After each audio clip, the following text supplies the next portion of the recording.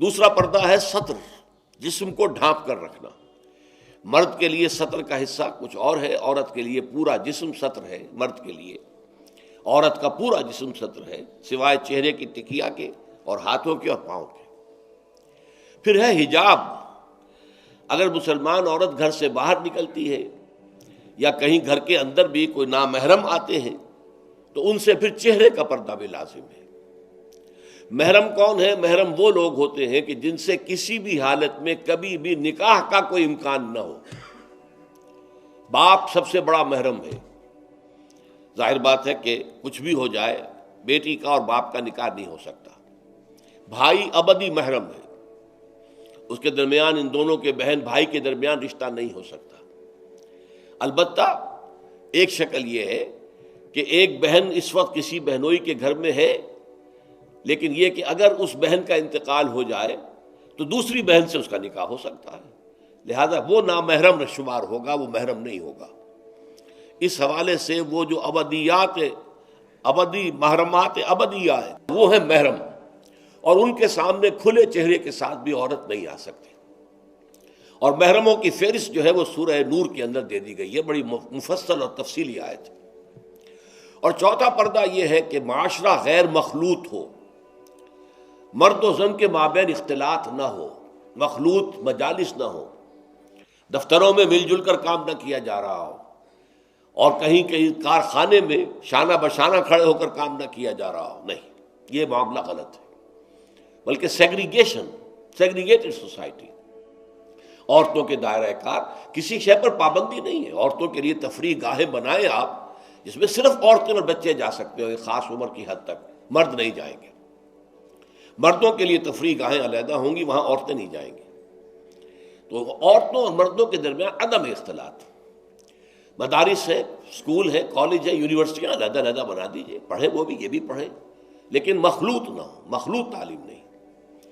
تو یہ جو ہے غیر مخلوط معاشرت، یہ در حقیقت اسلامی معاشرے کا سب سے بڑا امتیاز ہے، سب سے بڑا علم ہے، سب سے بڑا شعار ہے۔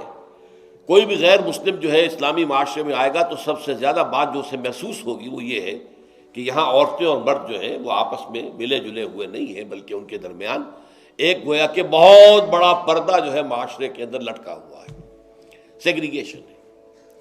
باقی یہ ہے کہ سطر سے آگے جسم جو ہے وہ صرف زوجین کے سامنے کھلے گا، مرد کا سطر صرف بیوی کے سامنے کھلے گا، یا ڈاکٹر اگر کوئی سرجری کرنی ہے تو ظاہر بات ہے کہ اس میں وہ پردہ نہیں ہوگا۔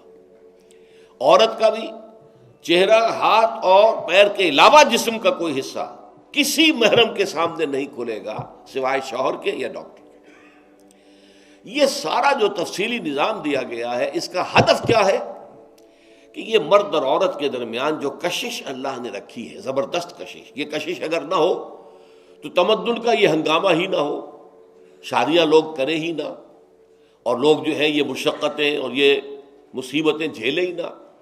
اولاد کی پیدائش ہے، پھر ان کی پرورش ہے، پھر انہیں کھلانا پلانا ہے، ان کی تعلیم ہے، ان کی علاج معالجہ ہے، سو کھکھیڑ ہے۔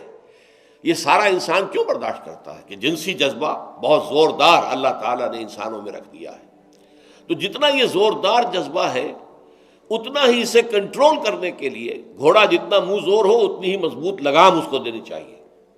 لہذا اس کے لیے یہ حدود اور قیود عائد کر دیے گئے تاکہ جو سیکشول ارج ہے یا سیکشول اٹریکشن جو کہ جنسی طور پر انسان کے اندر ہے، مرد میں بھی ہے عورت میں بھی ہے، وہ کل کی کل زوجین پر مرتکز ہو جائے۔ شوہر کا وہ پوری سیکشول ارج جو ہے وہ اپنی بیوی پر مرکوز ہو، بیوی کی وہ پوری جو سیکشول ارج ہے وہ اپنے شوہر پر مرکوز ہو، ادھر ادھر نگاہیں نہ بھٹکیں۔ مبادا کہیں جا کر کسی مرد کی نگاہ میں کوئی عورت کھب گئی، اب ظاہر بات ہے کہ آنکھ سے ہو کر وہ تصویر جو ہے نہا خانہ دل میں اتر جاتی ہے، پھر وہ خوابوں میں آئے گی، خیال میں چھائی رہے گی، نتیجہ کیا ہوگا؟ اپنی بیوی کی طرف سے توجہ ہٹ جائے گی، وہ جو بانڈ آف لو ہے اور باہمی اٹینشن ہے ایک دوسرے کی طرف شوہر اور بیوی کی، وہ کم ہو جائے گی، اور اس کا نتیجہ کیا نکلے گا کہ خاندان کا ادارہ کمزور ہو جائے گا، جس سے کہ اسلام چاہتا ہے کہ بہت مضبوط ادارہ ہو۔